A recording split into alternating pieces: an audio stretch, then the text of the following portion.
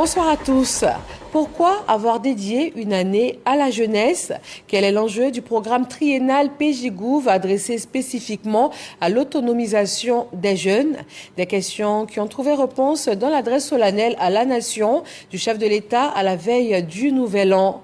La nécessité de la formation et le développement de l'économie circulaire ont également été évoqués.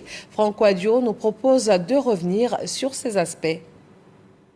À la 6e minute de son discours à la nation, le chef de l'État ouvre les perspectives sociales, focus sur l'année de la jeunesse et rappel du projet en faveur des jeunes. Ce programme a impacté à ce jour plus d'1 million de jeunes hommes et femmes à travers diverses initiatives dont près de 200 000 ont déjà bénéficié d'un appui à l'insertion professionnelle et au financement de leurs projets.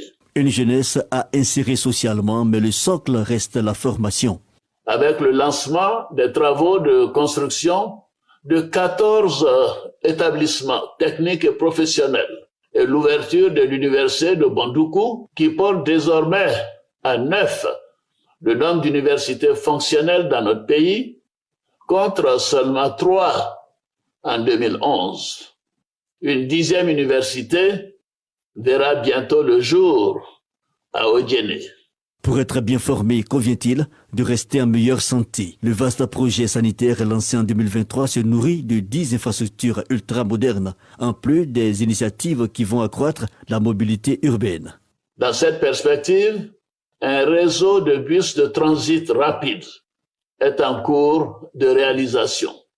Cette dynamique de renforcement des infrastructures socio-économiques se poursuivra en direction des zones rurales.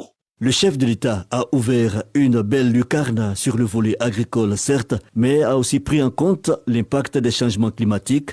La réaction du gouvernement au demeurant sera pour 2024 la mise en œuvre d'une économie circulaire viable. L'aspect social du discours à la nation l'année écoulée a eu pour point d'orgue la question des fonctionnaires. La dynamique est restée la même. Ainsi, un nouveau statut de la fonction publique a été adopté pour parvenir à une administration publique moderne, performante et plus professionnelle. Ce nouveau statut confère également des droits nouveaux pour nos fonctionnaires, avec notamment l'affirmation du principe de la formation professionnelle continue, l'instauration du congé de paternité et de la visite médicale annuelle des fonctionnaires aux frais de l'État. Le rapport de la Côte d'Ivoire lors de la dernière COP est évocateur. Le pays, l'a rappelé le chef de l'État, s'est illustré pour ses avancées dans l'action climatique. En témoigne la mise en lumière de son rapport climat et développement par la Banque africaine de développement, sans oublier les progrès du pays en termes de crédit carbone.